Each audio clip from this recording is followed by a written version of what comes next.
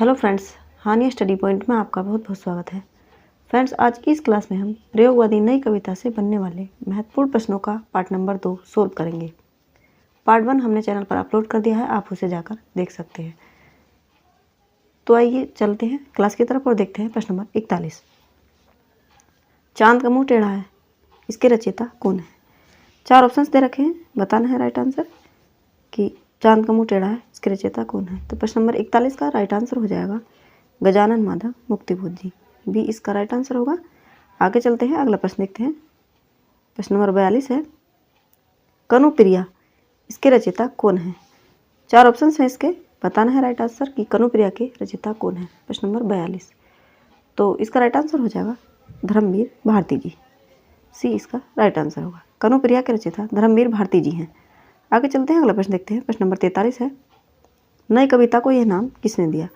मतलब नई कविता को नई कविता नाम किसने दिया? 4 ऑप्शंस है, बताना है इसका राइट आंसर।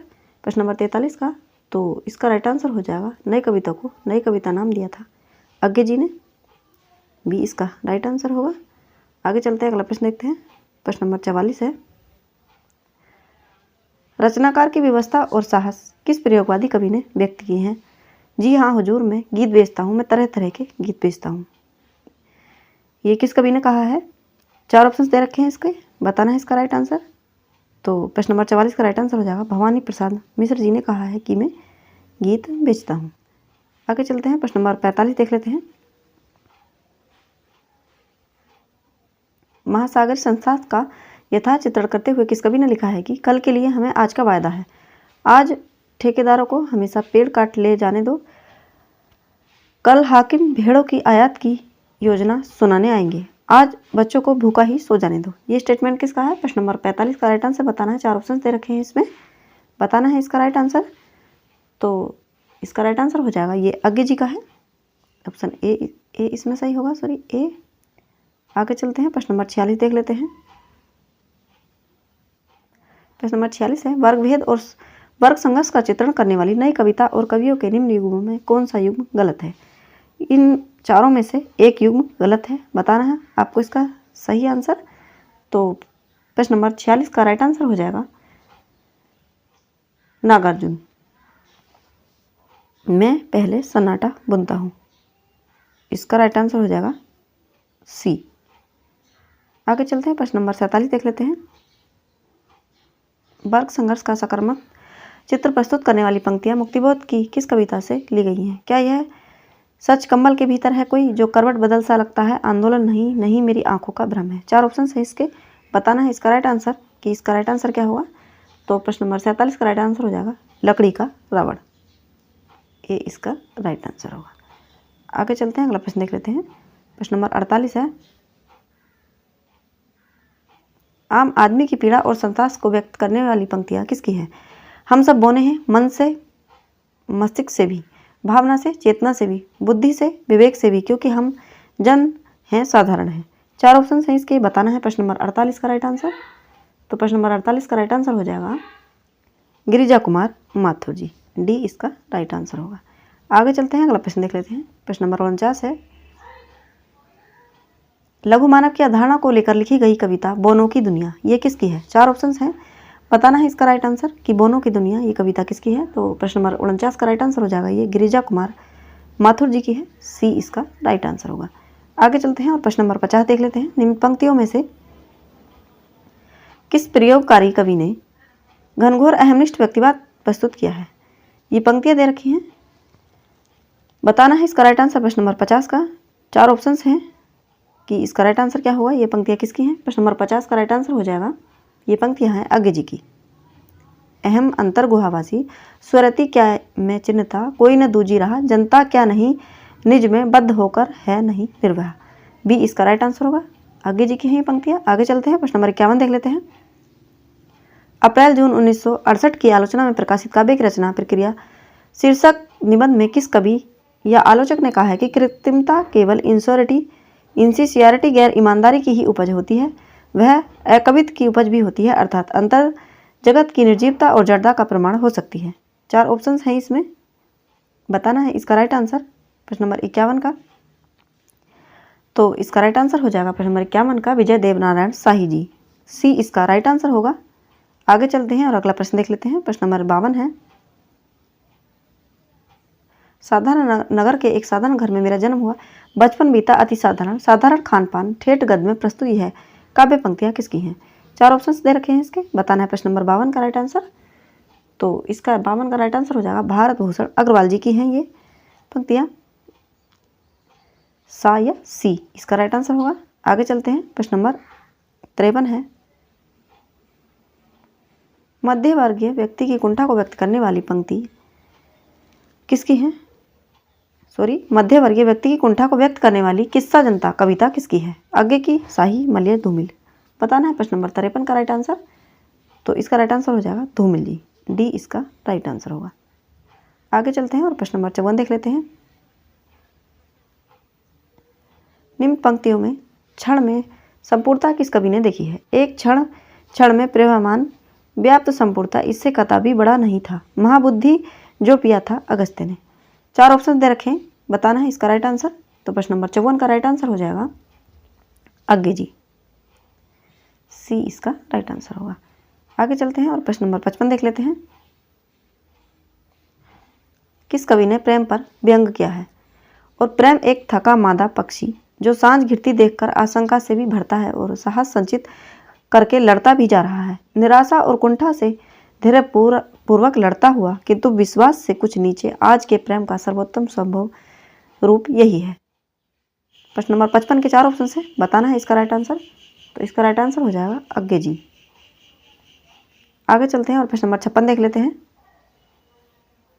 मध्यवर्गीय मन की छटपटाहट को व्यक्त करती निम्न पंक्तियाँ किसकी हैं? ये ठंडे चूल्हे, बर्फीले पीले बर्तन, क्षय से पीड़ित घायल, पायल से सिल लोटे, अधजले तबे, काले कुरूप नंगे चिपटे, ओंधे अंबर की खाई सी गहरी कढ़ाइयों की खनन। ये पंक्तियाँ किसकी हैं? इसके 4 ऑप्शंस हैं, बताना है इसका राइट आंसर। प्रश्न नंबर 56 का तो इसका राइट आंसर हो जाएगा भारत भूषण अग्रवाल जी की हैं ये पंक्तियाँ। सी इसका राइट आंसर होगा। आगे चलते हैं। प्रश्न नंबर 57 देख लेते हैं। ये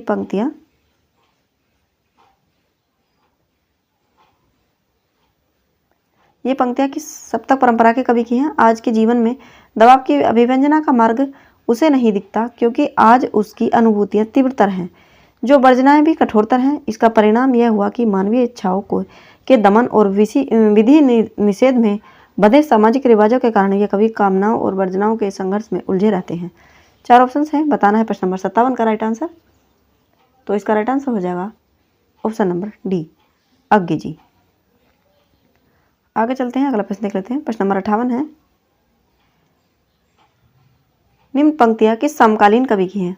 उसके आगे थाली आती है, कुल रोटी 3, खाने से पहले मुंह दुब्बर, पेट भर पानी पीता है और लजाता है, कुल रोटी 3, उससे पहले उसे थाली खाती है फिर वह रोटी खाता है। ये पंक्तियाँ किसकी हैं? 4 ऑप्शंस दे रखे हैं।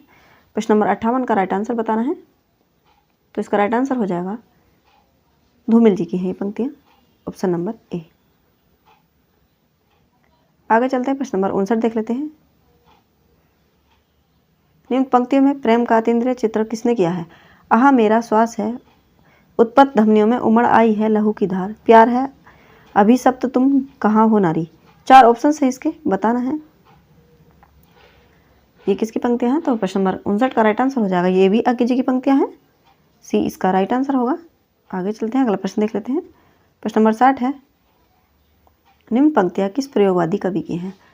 आज मुख्य मेहमान तुम रात के फ्लोर शो में एक बार, बस एक बार अपने तन की छाप छोड़ जाओ मुझ पर। प्रश्न नंबर 60 में 4 ऑप्शन हैं, बताना है 60 का राइट आंसर।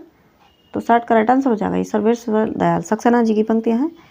डी इसका राइट आंसर होगा। अगला प्रश्न देखते हैं। प्रश्न नंबर 61 है,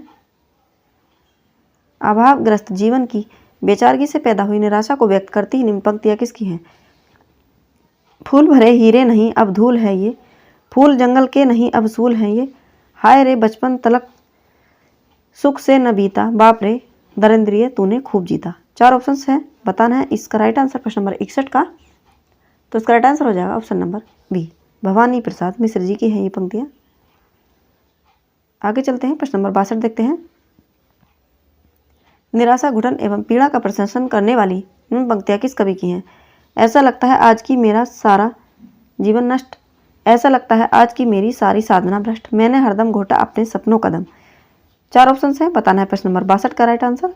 तो प्रश्न नंबर 62 का राइट आंसर हो जाएगा धर्मवीर भारती जी, ऑप्शन नंबर सी। आगे चलते हैं और प्रश्न नंबर 63 देख लेते हैं। ईश्वर का मजाक उड़ाने वाली निम्न पंक्तियाँ ये किसकी हैं? रात मैंने एक स्वप्न देखा है, मैंने देखा कि मेनका अस्पताल में नर्स हो गई हैं और विश्वामित्र ट्यूशन कर रहे हैं, उर्वशी ने डांस स्कूल खोल दिया है और नारद गिटार सीख रहे हैं, गणेश टॉफी खा रहे हैं और बृहस्पति अंग्रेजी से अनुवाद कर रहे हैं। 4 ऑप्शन दे रखे हैं प्रश्न नंबर 63 के, बताना है राइट आंसर कि ये ईश्वर का मजाक उड़ाने वाली ये पंक्तियाँ किसकी हैं? तो ये पंक्तियाँ हैं भारत भूषण अग्रवाल जी की, डी इसका राइट आंसर होगा। आगे चलते हैं और अगला प्रश्न देखते हैं। प्रश्न नंबर 64 है, नए उपमानों और प्रतीकों की योजना प्रस्तावित करते हुए नई कविता के किस कवि ने निम्न पंक्तियाँ कही हैं? ये उपमान मैले हो गए हैं, देवता इन प्रतीकों के कर रहे हैं कूच। बताना है कि ये किसकी पंक्तियाँ हैं? प्रश्न नंबर 64 का राइट आंसर बताना है। तो इसका राइट आंसर हो जाएगा ये भी अज्ञे जी की पंक्तियाँ हैं, सी इसका राइट आंसर होगा। आगे चलते हैं, प्रश्न नंबर 65 देख लेते हैं। नए उपमानों के माध्यम से निम्न पंक्तियों में किस कवि ने नया बिंब विधान किया है? सांझ बनाने को आमलेट फोड़ती है, सूरज के अंडे को आसमान की तस्तरी पर। सांझ बनाने को आमलेट फोड़ती है, सूरज के अंडे को आसमान की तस्तरी पर। 4 ऑप्शंस दे रखे प्रश्न नंबर 65 के, बताना है कि ये पंक्तियाँ किसकी हैं? तो प्रश्न नंबर 65 का राइट आंसर हो जाएगा ऑप्शन नंबर डी, ये अज्ञे जी की पंक्तियाँ हैं। आगे चलते हैं और प्रश्न नंबर 66 देख लेते हैं। परिवेश में व्याप्त विकृतियों का भतेश चित्रण करने वाली निम्न पंक्तियाँ किसकी हैं? मूत्र सिंचित मृतिका के व्रत में 3 टांगों पर खड़ा, नतग्रीव धैर्य धन गधा। 4 ऑप्शन है प्रश्न नंबर 66 के, बताना है ये पंक्तियाँ किसकी हैं? तो ये पंक्तियाँ हैं अज्ञे जी की। आगे चलते हैं, प्रश्न नंबर 67 देखते हैं। शहरी जीवन की विसंगतियों को व्यक्त करने का निशाना बनाने वाली पंक्तियाँ किसकी हैं? किसकी हैं ये पंक्तियाँ? सांप तुम सभ्य तो हुए नहीं, न होंगे, नगर में बसना भी तुम्हें नहीं आया, एक बात पूछूं, ये पूछूं है उत्तर दोगे, फिर कैसे सीखा डटना, विष कहाँ से पाया। 4 ऑप्शन दे रखे हैं इसके, बताना है इसका राइट आंसर। तो प्रश्न नंबर 67 का राइट आंसर हो जाएगा ये अज्ञे जी की पंक्तियाँ हैं। ये कई बार पूछा जा चुका सवाल है, बहुत ही इंपॉर्टेंट है, ध्यान देंगे। प्रश्न नंबर 68 है, अज्ञे गजानन माधव मुक्ति बोल, नेमीचंद जैन, भारत भूषण अग्रवाल, प्रभाकर माजपे, गिरिजा कुमार माथुर, डॉक्टर रामविलास शर्मा, भवानी प्रसाद मिश्र, शमशेर बहादुर सिंह, नरेश कुमार मेहता, धर्मवीर भारती, अजीत कुमार, सर्वेश्वर, दुष्यंत, रघुवीर साय आदि किस काव्य धारा के कवि हैं? 4 ऑप्शंस है प्रश्न नंबर 68 के, बताना है इसका राइट आंसर कि ये सब कवि किस काव्य धारा के हैं। तो इसका राइट आंसर हो जाएगा प्रश्न नंबर 68 का, ये नई कविता के हैं, ऑप्शन नंबर ए इसका राइट आंसर होगा। आगे चलते हैं और अगला प्रश्न देख लेते हैं। प्रश्न नंबर 69 है, इन पंक्तियों के किस कवि ने नए उपमान व्यक्त किए हैं? अहम भाव उत्सुंग हुआ है तेरे मन में, जैसे धूरे पर उठा है धष्ट कुकुरमुत्ता उन्मुक्त। ये पंक्तियाँ किसकी हैं? प्रश्न नंबर 69 का 4 ऑप्शंस हैं, तो बताना है राइट आंसर। तो इसका राइट आंसर हो जाएगा मुक्तिबोध की हैं ये पंक्तियाँ, option number A right answer होगा। आगे चलते हैं, प्रश्न नंबर 70 देख लेते हैं। व्यवस्था और तंत्र द्वारा पोषित चाटुकार संस्कृति पर व्यंग्य निशाना कौन कवि साध रहा है? क्योंकि कुत्ता आदत से टुकड़ाखोर है, तुम्हें टुकड़ाखोरी के रास्ते बंद करने होंगे। ये पंक्तियाँ किसकी हैं? 4 ऑप्शन है, बताना है प्रश्न नंबर 70 का राइट आंसर। तो इसका राइट आंसर हो जाएगा ये सर्वेश्वर दयाल सक्सेना जी की हैं ये पंक्तियाँ, ऑप्शन नंबर ए इसका राइट आंसर होगा। प्रश्न नंबर 71 है, निम्न पंक्तियों में, एक मिनट थोड़ा ऑप्शन दब रहा है, प्रश्न नंबर ऑप्शन डी वाला, निम्न पंक्तियों में तीखा राजनीतिक व्यंग्य किस कवि का है? गरीबी हटाओ सुनते ही सबके फटे जूते सिलवा और चप्पलों में कील जड़वा चल दिए, काफ़ी चल लेने के बाद जब वे सोचने बैठे किधर जाएं तब तक उनके जूते फिर टूट चुके थे और वो नंगे पैर मोची की तलाश में थे। बताना है प्रश्न नंबर 71 का राइट आंसर। 4 ऑप्शन है इसके, तो इसका राइट आंसर हो जाएगा ये सर्वेश्वर दयाल सक्सेना जी की पंक्तियाँ हैं। आगे चलते हैं, प्रश्न नंबर 72 है, इंसानी जीवन के साथ लगाव और व्यवस्था की भावना किस कवि ने व्यक्त की है? चेतना ये होकर सफल आए न आए पर मैं जीऊँगा नई फसल में। के लिए कभी ये नई फसल आए ना आए। 4 ऑप्शन है इसके, बताना है। राइट आंसर प्रश्न नंबर 72 का, तो इसका राइट आंसर हो जाएगा ये दुष्यंत कुमार जी की पंक्तियां हैं। आगे चलते हैं और अगला प्रश्न देख लेते हैं। प्रश्न नंबर 73 है, जीवन की छोटी खुशियों में जीवन मर्म ढूंढने की इच्छा किस कवि की है। छोटी सी एक खुशी अधरों में आई, मैंने उसको फैला दिया, मुझको संतोष हुआ, लगा हर छोटे को बड़ा करना धर्म है। 4 ऑप्शन है प्रश्न नंबर 73 के, तो इसका राइट आंसर बताना है प्रश्न नंबर 73 का, तो इसका राइट आंसर हो जाएगा ये दुष्यंत कुमार जी की पंक्तियां हैं। ऑप्शन नंबर ए इसका राइट आंसर होगा। आगे चलते हैं, प्रश्न नंबर 74 देख लेते हैं। सपाट बयानी के साथ परिवेश पर व्यंग किस कवि का है। वहाँ कोई सपना नहीं है, न भेड़िए का डर, बच्चों को सुलाकर औरतें खेत पर चली गईं, खाए जाने लायक कुछ भी शेष नहीं, वहाँ सब कुछ सदाचार की तरह सपाट और ईमानदार की तरह असफल है। 4 ऑप्शन है इसके प्रश्न नंबर 74 के, तो इसका राइट आंसर बताना है कि ये पंक्तियाँ किसकी हैं। तो इसका राइट आंसर हो जाएगा धूमिल जी की है ये, ऑप्शन नंबर सी। आगे चलते हैं और प्रश्न नंबर 75 देख लेते हैं। निम्न पंक्तियों में सार्थक और बिंब योजना किस कवि ने प्रस्तावित की है। चांदनी चंदन सदृश से हम क्यों लिखें, मुख हमें कमलों सरीखों क्यों दिखे, हम लिखेंगे चांदनी उस रुपये सी जिसमें चमक है पर खनक गायब है। 4 ऑप्शन है प्रश्न नंबर 75 के, बताना है इसका राइट आंसर प्रश्न नंबर 75 का, तो इसका राइट आंसर हो जाएगा ये जो पंक्तियां हैं ये अजीत कुमार जी की हैं। ऑप्शन नंबर डी इसका राइट आंसर होगा। प्रश्न नंबर 76 देखते हैं। कथित लोकतंत्र की असलियत और प्रतीकात्मक टिप्पणी किस कवि की है। लोकतंत्र को जूते की तरह लाठी में लटकाए भागे जा रहे हैं सभी, सीना फुलाए। 4 ऑप्शन है, बताना है कि ये टिप्पणी किस कवि की है। प्रश्न नंबर 76 का राइट आंसर हो जाएगा ऑप्शन नंबर बी, ये सर्वेश्वर दास सक्सेना जी की है ये पंक्तियाँ। आगे चलते हैं और अगला प्रश्न देखते हैं। प्रश्न नंबर 77 है, मध्य वर्गीय व्यक्ति के यथार्थ पर निम्न टिप्पणी किस कवि की है। मेरी असलियत में एक छेद है, चुगलखोर है और सचमुच मुझे उसका खेद है। 4 ऑप्शन है, बताना है कि ये टिप्पणी किस कवि की है। तो प्रश्न नंबर 77 का राइट आंसर हो जाएगा मणि मधुकर जी की है ये, ऑप्शन नंबर बी इसका राइट आंसर होगा। आगे चलते हैं और अगला प्रश्न देखते हैं। प्रश्न नंबर 78 है, नए साहित्य को प्रभावित करने वाली एवं अपने स्थापना काल से ही विभिन्न भारतीय भाषाओं के सृजनात्मक एवं आलोचनात्मक लेखन में देशभक्ति का भाव जगाने वाली संस्था अखिल भारतीय साहित्य परिषद का विधिवत गठन कब हुआ। इसमें सीधा सीधा पूछा जा रहा है कि अखिल भारतीय साहित्य परिषद को विधिवत कब गठित किया गया। 4 ऑप्शन है इसके, बताना है राइट आंसर प्रश्न नंबर 78 का, तो इसका राइट आंसर हो जाएगा 27 अक्टूबर 1966, ये इसका राइट आंसर होगा। आगे चलते हैं और प्रश्न नंबर 79 देख लेते हैं। प्रगतिशील लेखक संघ का आधार मार्क्सवाद रहा तो साहित्य परिषद का स्वभाव क्या रहा। 4 ऑप्शन है प्रश्न नंबर 79 के, बताना है इसका राइट आंसर। तो इसका राइट आंसर हो जाएगा राष्ट्रवाद रहा, ऑप्शन नंबर बी। आगे चलते हैं, प्रश्न नंबर 80 देख लेते हैं।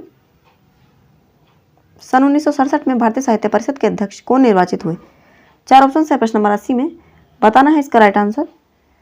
तो भारतीय साहित्य परिषद के अध्यक्ष जो निर्वाचित हुए थे वो थे Jayanand Kumar ji, option number A.